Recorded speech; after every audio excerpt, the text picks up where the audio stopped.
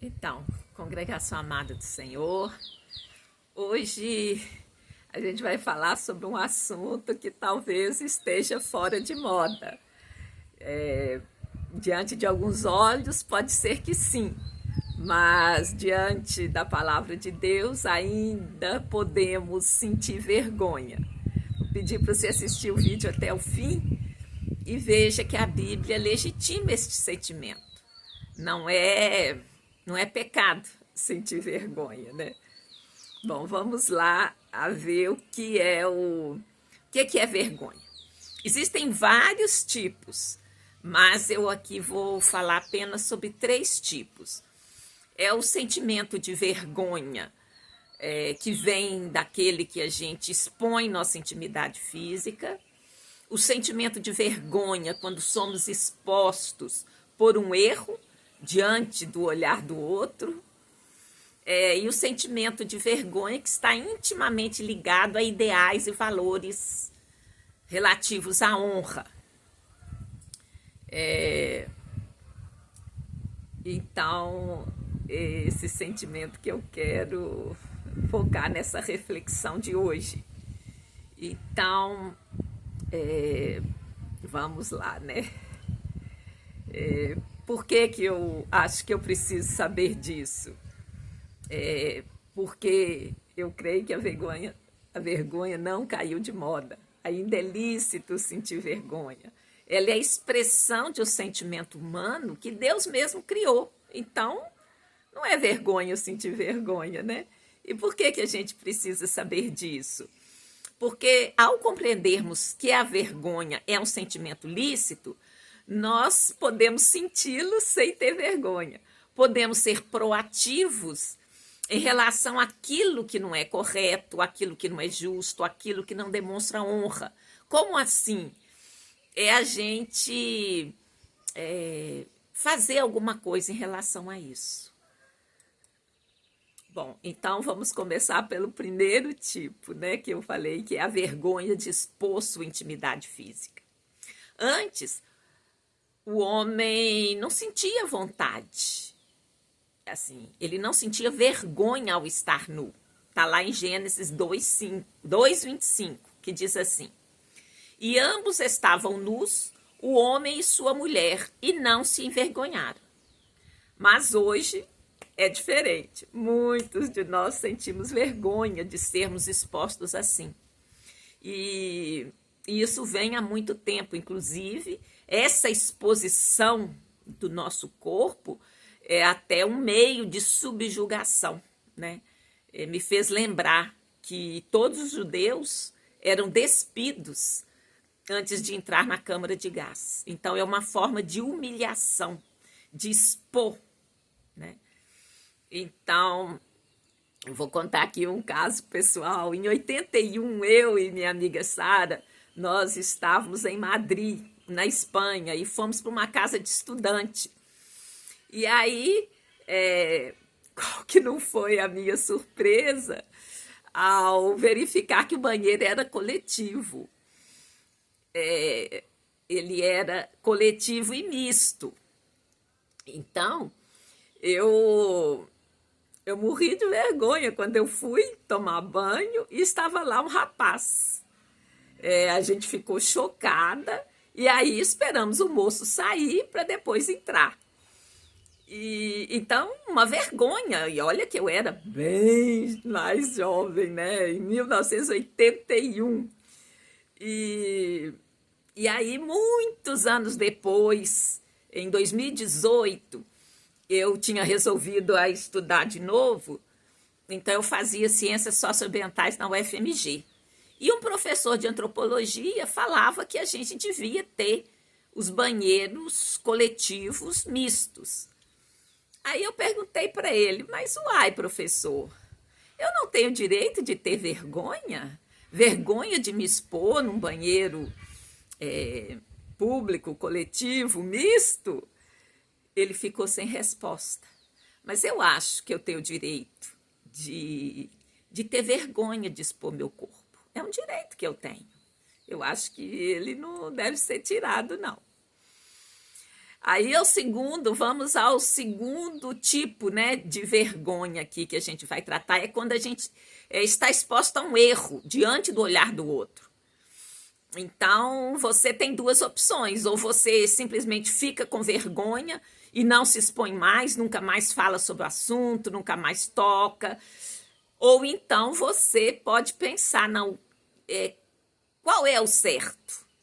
Eu vou tentar me corrigir, sabendo que a gente, né, ninguém nunca saberá tudo, e a vergonha, esse tipo de fora que a gente dá, isso faz parte da nossa vida. É impossível evitar. Eu tenho certeza que cada um aqui pode contar um fora que deu. E aí, eu dei um fora em uma vez, eu vou contar aqui para vocês. Eu fui no restaurante, o restaurante era tipo meio chique, sabe? E tinha um prato imenso de madeira, sabe? Em cada mesa. E eu peguei o prato e comecei a servir. Era self-service. Aí eu percebi que aquilo não era um prato de comer. Aquilo é o que a gente chama de suplá hoje em dia, né? Era pra gente pôr o prato em cima, né? Ele tinha o formato de um prato de madeira bem grande, mas não era para servir comida nele. Bom, aí o que eu pude fazer? Eu estava com fome, eu tinha que comer. Eu peguei o prato certo, voltei para a fila, almocei. Fazer o quê? Já tinha acontecido.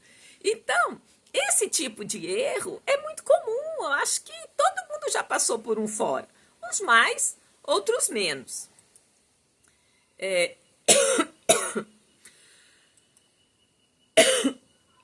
Desculpa, gente. E eu queria, então, trazer um versículo para legitimar, né, esse sentimento na Bíblia. É claro que aqui vai falar de sentimento contra a erro, mais sério do que esse, não esse apenas, né, que tem relação com a etiqueta, com o fora, né? Então, eu olhei lá em Esdras 9:6 e diz assim: e orei, meu Deus, estou por demais envergonhado e humilhado para levantar o rosto diante de ti, meu Deus, porque os nossos pecados cobrem as nossas cabeças e a nossa culpa sobe até os céus. Então aqui o Esdras, ele vai fazer confissão pelo pecado dos seus antepassados. E então, assim, é uma vergonha legítima da gente sentir, de ter errado uma coisa séria, né? Mas aí, qual que é, assim, a resposta? O Senhor sempre tem uma solução para nós. Então, Jesus é o nosso advogado diante de Deus. Então, Ele nos perdoa. Então, se a gente se arrepender, Ele nos perdoa. Então, esses erros, né, assim, erro de descumprir aquilo que está explícito na vontade e na palavra de Deus, né? Agora, eu fiz aquele exemplo bem facinho, né? Exemplo só de um fora, né?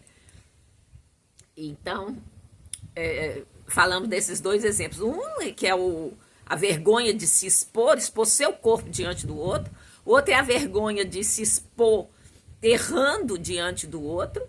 Mas eu trouxe o exemplo aqui de Esdras falando o erro diante de Deus. Você tem a pessoa de Jesus Cristo para você se achegar a Ele, se arrepender e na certeza que Ele vai perdoar.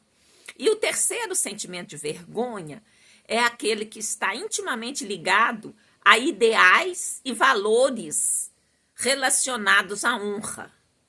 E é esse sentimento que eu quero falar mais um pouquinho hoje. O que é honra? Honra é o sentimento do dever, da dignidade, da justiça. É o conjunto de ações e qualidades que fazem com que alguém seja respeitado. Então, eu vou contar uma parábola aqui relativa à honra. Então, numa pequena comunidade, havia um homem chamado Samuel, conhecido por sua integridade e honra. Ele era respeitado por todos na comunidade. Um dia, um grupo de jovens da comunidade decidiu testar a honra de Samuel. Eles se aproximaram dele e disseram: Samuel, sabemos que você é um homem honrado, Mas o que você faria se encontrasse uma carteira cheia de dinheiro na rua? Samuel sorriu e respondeu: eu faria o que a minha fé e valores me ensinam a fazer. Primeiro, tentaria encontrar o dono da carteira, verificando se há algum documento que possa identificá-lo. Se não conseguisse encontrar o proprietário, entregaria a carteira à polícia para que eles pudessem lidar com a situação. Os jovens ficaram assim meio surpresos com a resposta dele, pois eles achavam que ele ia ficar com dinheiro, porque muitas pessoas pensam assim: ah, eu achei, é meu, que legal. Então um dos jovens perguntou: mas Samuel, ninguém saberia se você ficasse com dinheiro. Não seria mais fácil para você? Samuel respondeu com calma: é verdade que ninguém saberia, exceto eu mesmo. No entanto, a verdade e a honra não dependem apenas dos olhos dos outros. Depende do que está em meu coração e da minha consciência. Prefiro ser pobre e honrado do que rico e sem honra. Os jovens aprenderam a lição sobre a importância da integridade e da honra naquela parábola, e a sabedoria de Samuel continuou a inspirar a comunidade ao longo do tempo. Então, quer dizer, tudo que a gente falou até agora de vergonha é um sentimento suscitado diante dos outros, né? Quando os outros estão vendo o erro, quando os outros estão te vendo, né? Que você expõe a sua intimidade. E esse que é o sentimento de vergonha relacionado à honra. Então, eu trouxe aqui essa parábola da honra para ver. A resposta do Samuel foi assim: uai, ninguém está vendo, mas eu sei. Então, é muito importante isso. A gente também não se julgar apenas aos olhos dos outros, porque a gente sabe o que a gente faz, como está o nosso coração. Então, eu queria trazer agora um exemplo da Bíblia que fala sobre essa vergonha ligada à honra. Está lá em Esdras 8:22, e diz assim: porque tive vergonha de pedir ao rei exército de cavaleiros para nos defenderem do inimigo pelo caminho, porquanto tínhamos falado ao rei, dizendo: a mão do nosso Deus é sobre todos os que o buscam, para o bem deles, mas o seu poder é sua ira contra todos os que o deixam. Qual é o contexto aqui? Esdras está lá no exílio, ele decide pedir ao rei autorização para ir a Jerusalém, e ele falou que o Deus dele era muito poderoso. Aí ele diz aqui nesse versículo que ele ficou com vergonha de pedir ao rei exército. Como assim? Você fala que seu Deus é poderoso e depois você está morrendo de medo de levar porque ele estava levando tesouros, né? Vários tesouros que pertenciam ao templo em Jerusalém, que seria devolvido, né? Então era um ponto atrativo, né, para a caravana ser atacada. Mas ele falou: eu tive vergonha. Então a honra dele falou alto: eu tive vergonha de pedir ao rei, pois eu falei que meu Deus pode tudo. Ele pode tudo, mas ele não pode me proteger? Então essa era a vergonha em relação à honra que Esdras sentiu. Puxa vida, eu falei que Deus é forte, como é que eu vou pedir um exército para me proteger? E aí ele acabou indo, chegou lá em Jerusalém com os tesouros, o Senhor de fato guardou.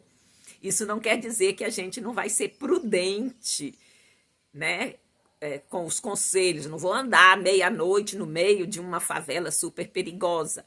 Mas aqui especificamente está tratando desse sentimento de vergonha relativo à honra. É um exemplo específico que a Bíblia traz. E é desse exemplo específico que eu estou falando. Então, eu quero trazer mais um Provérbios que fala disso. A justiça engrandece a nação, mas o pecado é uma vergonha para qualquer povo. Por quê? para que a gente possa assim, correlacionar essa vergonha em relação à honra, em relação ao que a gente pode fazer, como que a gente pode ser proativo. Então, o contexto de Esdras é esse relacionamento com a honra, né? Como eu já falei, ele teve vergonha de pedir proteção, porque ele falou ao rei que o Deus dele era poderoso. Então, ele confiou em Deus, ele chegou em paz em Jerusalém, e eu creio que a gente pode imitar Esdras. Eu penso que esse tipo de vergonha pode ser ativada em nós. Essa vergonha de não aceitar o errado, não aceitar a coisa infame, a coisa injusta. Então, assim, eu sou brasileira, eu tenho vergonha de certas coisas que os brasileiros fazem. Mas aí não é só para ficar nessa vergonha sentimento, é para que esse sentimento de vergonha possa te fazer ser proativo, né? Pensando, o que será que eu posso fazer?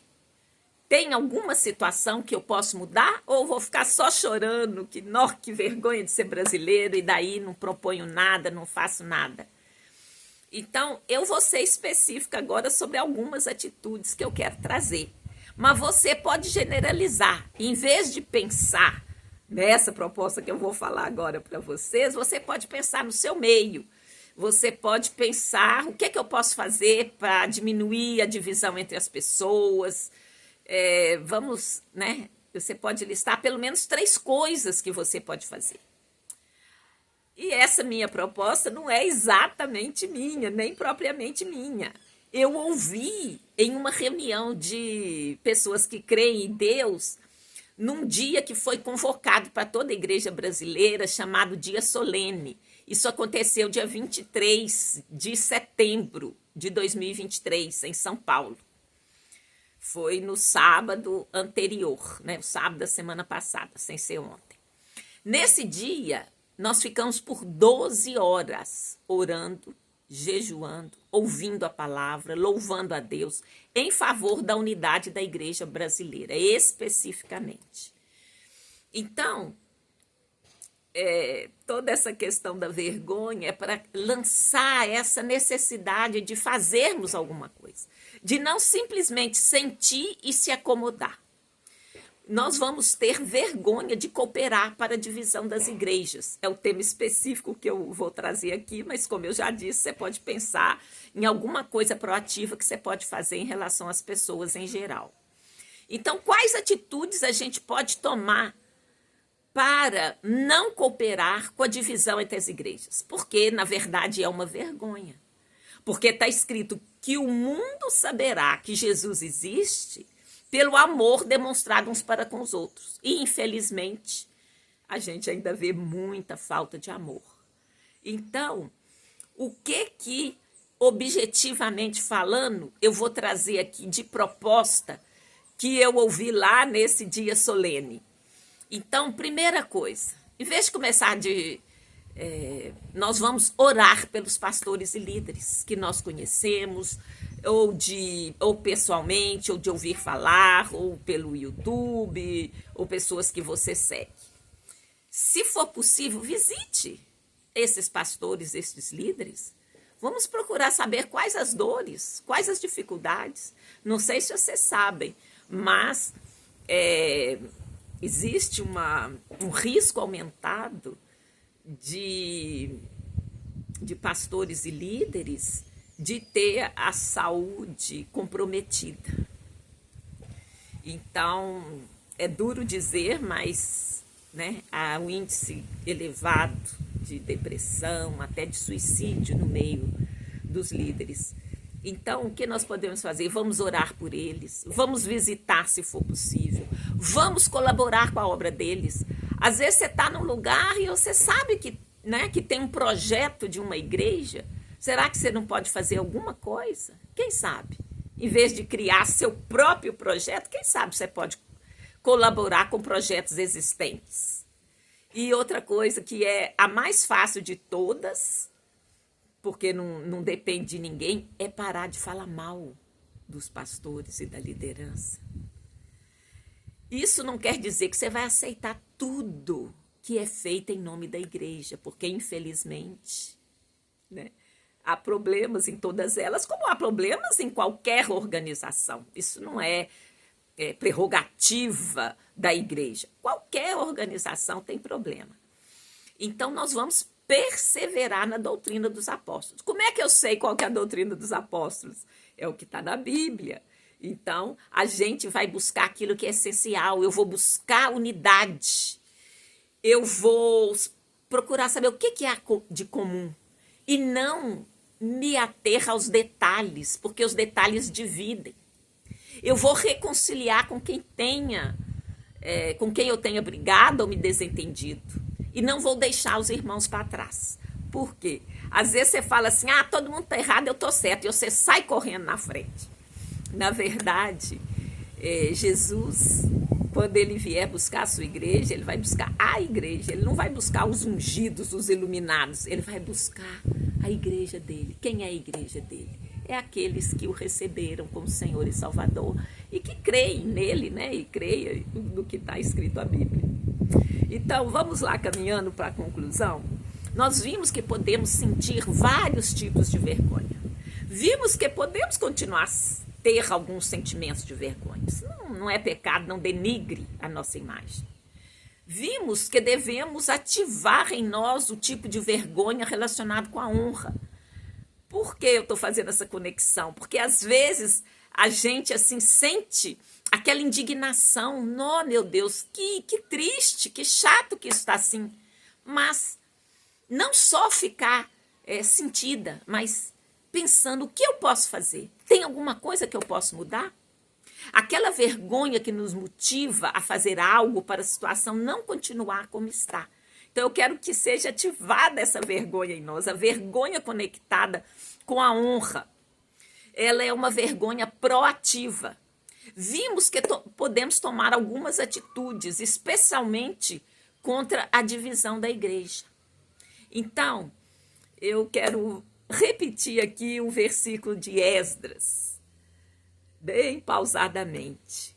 É o Esdras, capítulo 8, verso 22, que diz assim: porque tive vergonha de pedir ao rei exércitos e cavaleiros para nos defenderem do inimigo pelo caminho, porquanto tínhamos falado ao rei, dizendo: a mão do nosso Deus é sobre todos os que o buscam, para o bem deles, mas o seu poder é sua ira contra todos os que o deixam.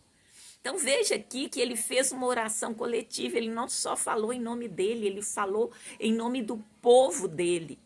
Então a mão do nosso Deus é sobre todos que o buscam. Então Deus está para todos, ele não faz acepção de pessoas, ele não escolhe, ele quer que todos sejam alcançados, esse é o nosso Deus.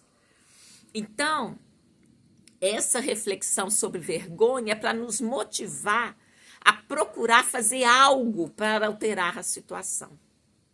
Então, eu gostaria de fazer aquilo que a gente sempre faz, né, nas outras reflexões.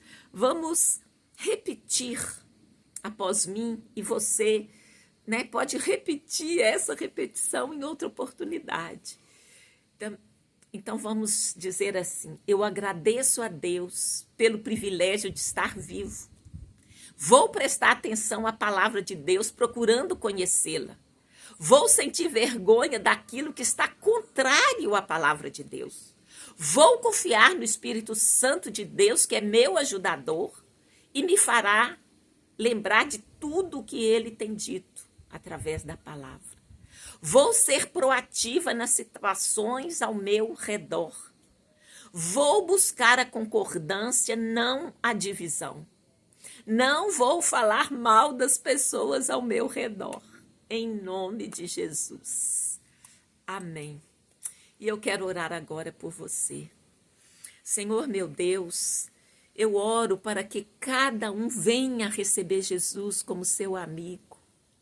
Eu oro para que cada um reconheça que o Senhor ama a cada um de nós. Que Ele veio para que tenhamos vida e vida em abundância. Senhor, meu Deus, que a tua paz, que excede todo o entendimento, guarde o coração de cada um que me ouve, pelo poder do Espírito Santo, e a paz de Deus inunde o seu ser. Eu oro para que a gente consiga ser zeloso ou zelosa da tua palavra. Eu confio no Espírito Santo de Deus que veio morar em mim depois que Jesus subiu ao céu. E ele é o meu ajudador, ele deixou o Espírito Santo e eu prosseguirei até aquele dia em que me encontrarei com Jesus e terei alegria sem igual ao contemplá-lo. Eu oro para que sejamos proativos e que busquemos a unidade, não a divisão. Então eu desejo, que eu creio, não só desejo, quero, mas creio que o Senhor tem a bênção dele para cada um. Então, que Deus abençoe a cada um de vocês. Tenha uma ótima semana no nome santo de Jesus, o Messias de Israel. E muito obrigada a você que chegou até aqui me ouvindo, tá? Se possível, compartilhe. Quem sabe essa palavra pode servir para alguém, né? E comente, curta, diga o que você concordou, o que você não concordou. Eu estou aberta, né? Vamos interagir. Então, no nome santo de Jesus, amém.